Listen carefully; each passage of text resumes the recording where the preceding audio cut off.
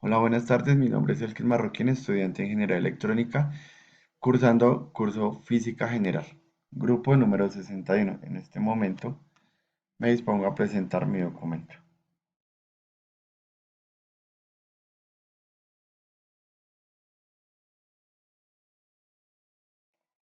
Bueno, en este caso comenzaré la simulación de fuerza de movimiento de nuestro simulador, donde vamos a mover una caja aplicándole una fuerza aplicada de, en este caso, para la superficie de madera, una fuerza aplicada de 600 newton, donde vamos a ver reflejada la fuerza neta en una posición inicial de -1.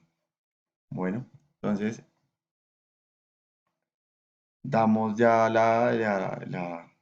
el play a nuestra grabación y pues vemos que en este caso tenemos una distancia recorrida de 7,13 metros con una aceleración constante de 3,6.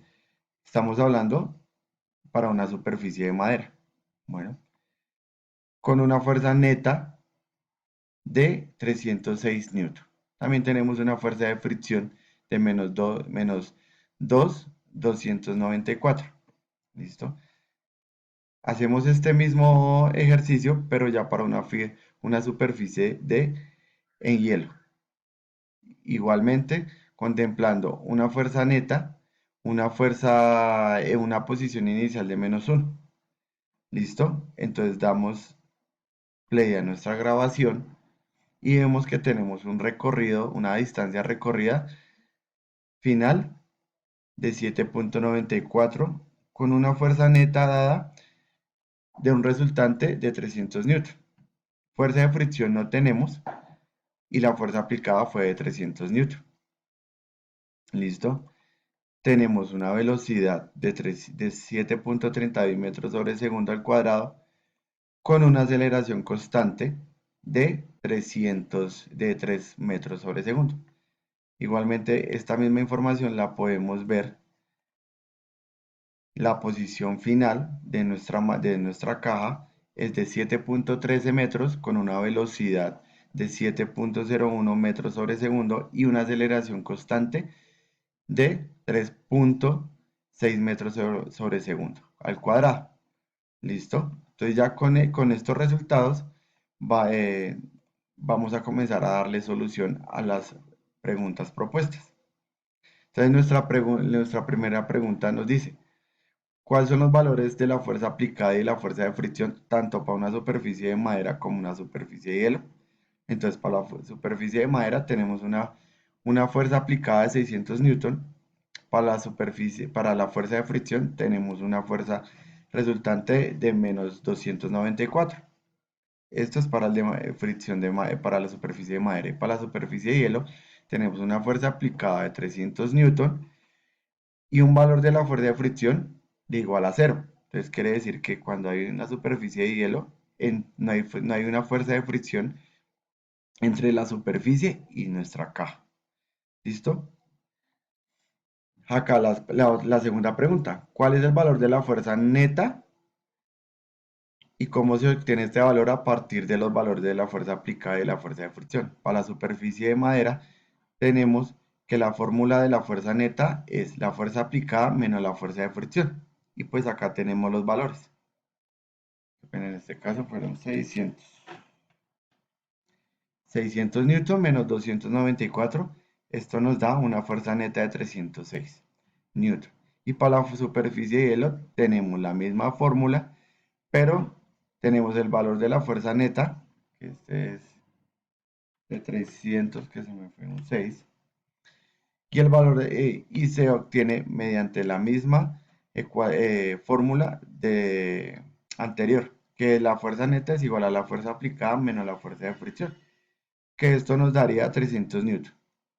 Bueno, listo. La tercera pregunta nos dice, ¿cuál fue la distancia recorrida y el tiempo utilizado para, una, dist- para esta distancia, para recorrer esta distancia? Entonces, acá tenemos que Tiene una distancia de recorrido, esto es para la parte de la fricción de una superficie de madera que recorre nuestro objeto, en este caso la caja, recorre una distancia de 7.13 metros en un segundo, en 2.5 segundos. Tenemos nuestra gráfica y esta gráfica se muestra que es una gráfica ascendente o de incremento, ya que a medida a medida de que la distancia se incrementa, nuestro tiempo también se incrementa. Entonces, ya que a medida que el tiempo aumenta, la posición también va a aumentar. E igualmente tenemos, para la superficie de hielo, tenemos una distancia recorrida de 7.94 con un tiempo de 2.3 segundos en que se recorre esta distancia. Igualmente, tenemos nuestra gráfica, donde nos muestra que es una gráfica de que la posición va a un aumento, igualmente nuestro tiempo, que a medida que la distancia es mayor, nuestro tiempo también aumenta. Bueno, en nuestra siguiente pregunta nos dicen, ¿qué tipo de gráfica se obtuvo en la relación velocidad contra tiempo? Tenemos nuestra gráfica, que tenemos una gráfica en aumento que a medida que que a medida que la distancia va pasando, nuestra velocidad va incrementándose y nuestro tiempo también va en incremento.